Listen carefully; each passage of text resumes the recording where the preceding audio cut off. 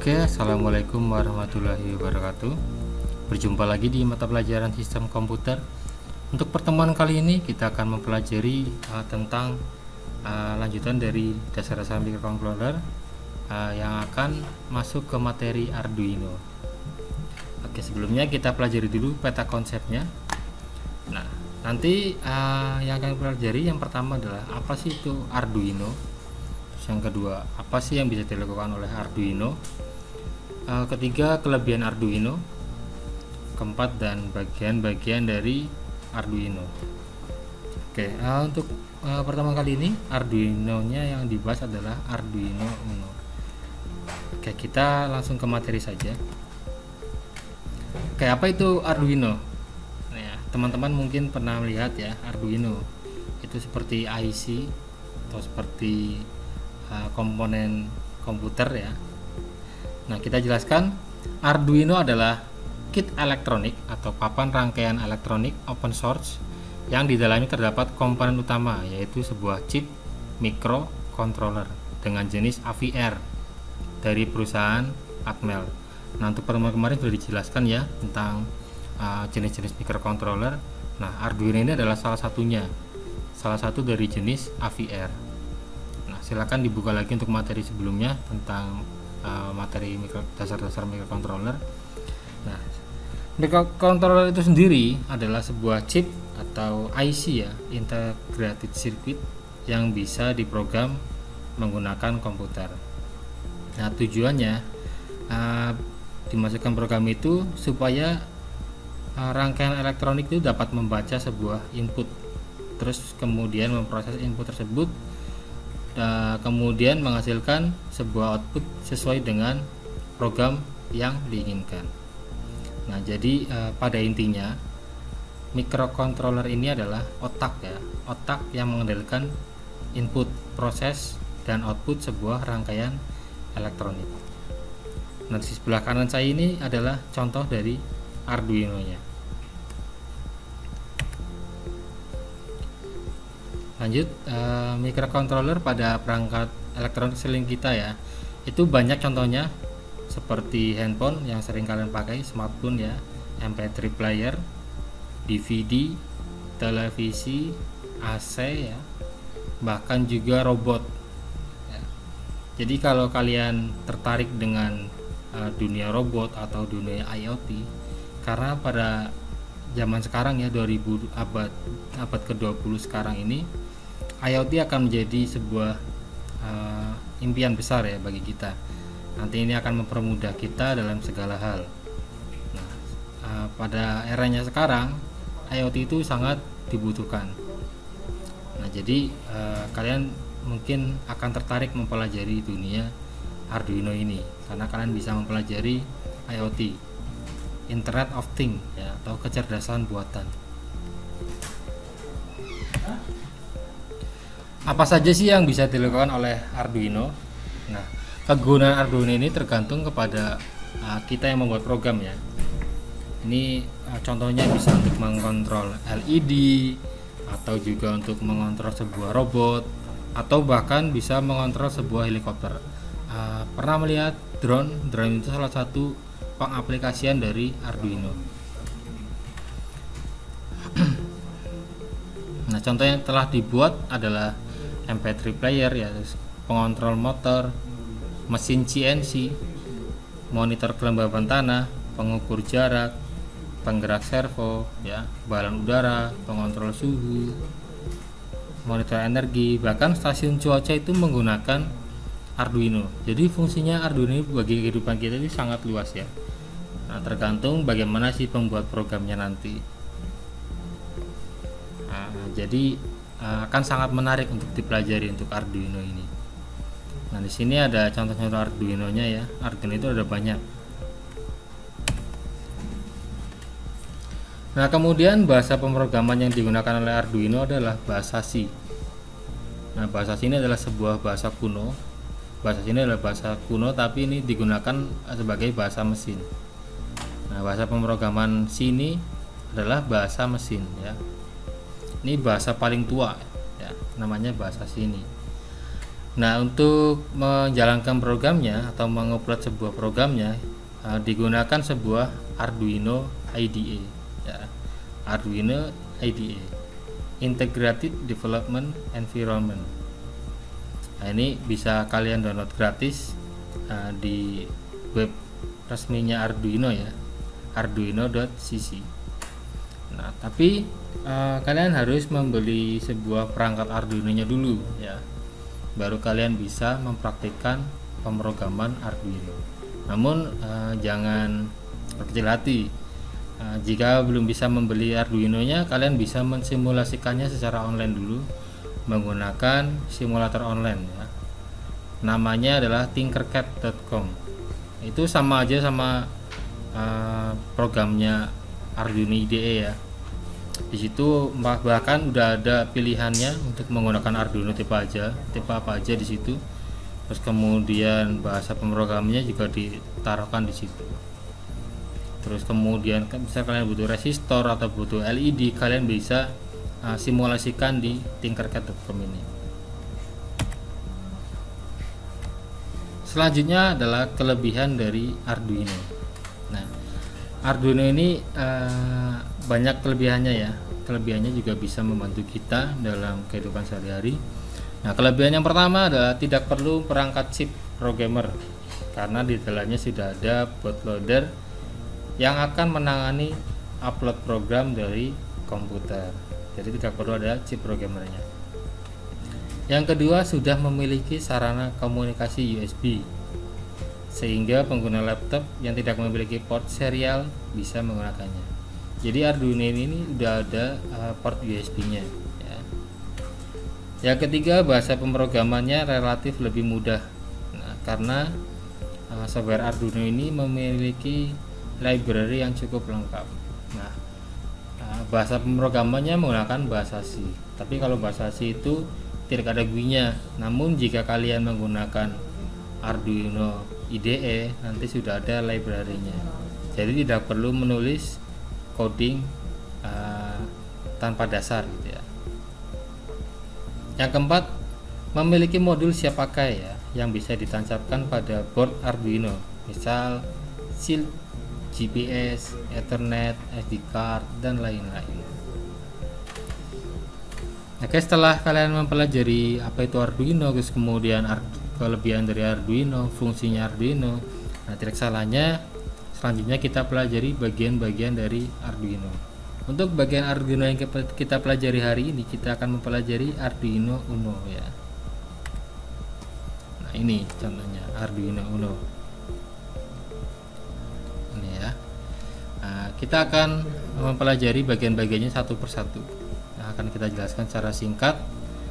Yang pertama ini ya, nomor 1, namanya adalah USB socket atau power USB ya, tadi ya, yang udah ada USB-nya. Jadi Arduino ini udah ada USB-nya, bisa untuk power ya, USB socket. Nah, ini digunakan untuk memberikan catu daya ke papan Arduino-nya menggunakan kabel USB dari komputer ya. Nah, selain menjadi catu daya, port ini juga berfungsi untuk memuat program dari komputer ke dalam board Arduino. Kemudian yang kedua, bisa juga sebagai komunikasi serial antara papan Arduino dan komputer ya. Begitu juga sebaliknya. Jadi kan itu penghubung ya antara Arduino-nya dengan komputernya. Terus nomor 2, kita lihat nomor 2 ini ya. Nah, nomor 2 ini adalah power atau barrel jack. Ini kalau tadi USB socket itu pakai USB, kalau yang ini itu pakai colokan gitu ya. Nah, jadi barrel jack ini digunakan sebagai sumber daya ya, menggunakan catu daya atau colokan ke colokan listrik ya tentunya ya. Terus kita lihat yang ketiga, nomor 3 ini, lihat nih, nomor 3 ya, ini nomor 3 namanya adalah voltage regulator. Nah, fungsinya adalah mengendalikan atau menurunkan tegangan yang diberikan ke papan Arduino dan menstabilkan tegangan DC yang digunakan oleh prosesor dan elemen-elemen lain. Jadi fungsinya ini adalah stabilizer sebenarnya ya. Voltage regulator yang ini ya, voltage regulator nomor 3. Nomor 4 nih ya, nomor 4 ya. Nomor 4 ini namanya adalah crystal oscillator. Crystal oscillator. Nah, apabila sebuah microcontroller itu dinamakan sebagai otak dari sebuah komputernya, nah kalau crystal oscillator ini adalah jantungnya ya. Nah, karena kenapa dinamakan sebagai jantung dari komponen ini, komputernya? Nah, karena komponen dari crystal oscillator ini itu menghasilkan detak-detak ya, yang dikirimkan kepada microcontroller agar dapat melakukan sebuah operasi untuk setiap detaknya. Nah, kristal ini berdetak 16 juta kali per detik ya. Atau 16 MHz ya. Hertz, detak itu hertz. 16 MHz.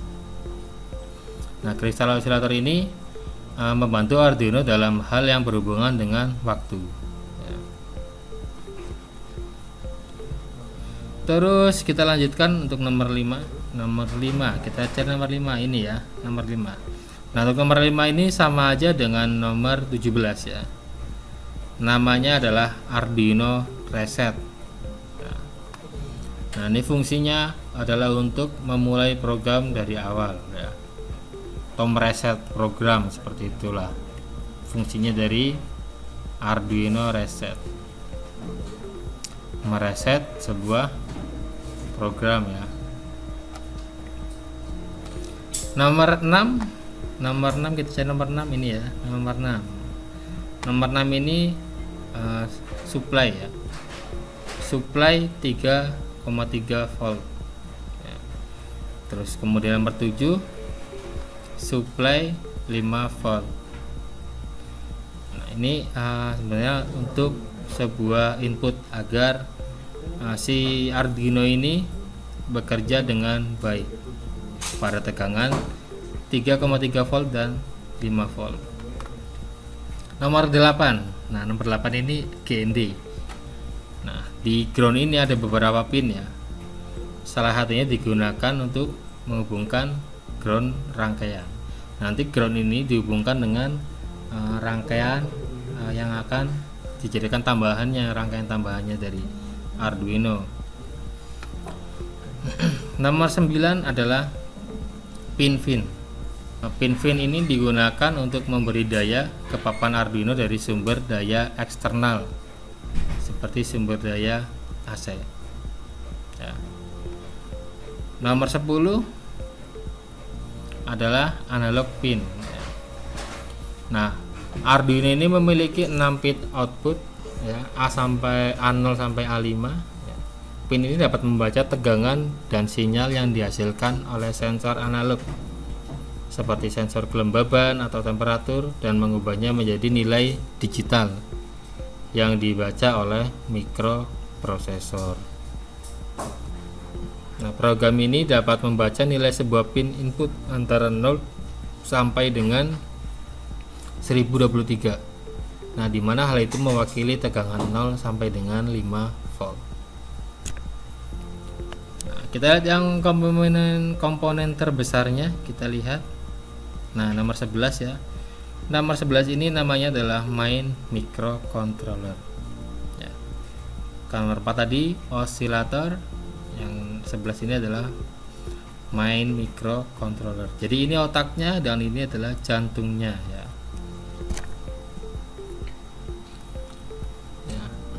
Otak dari Arduino-nya.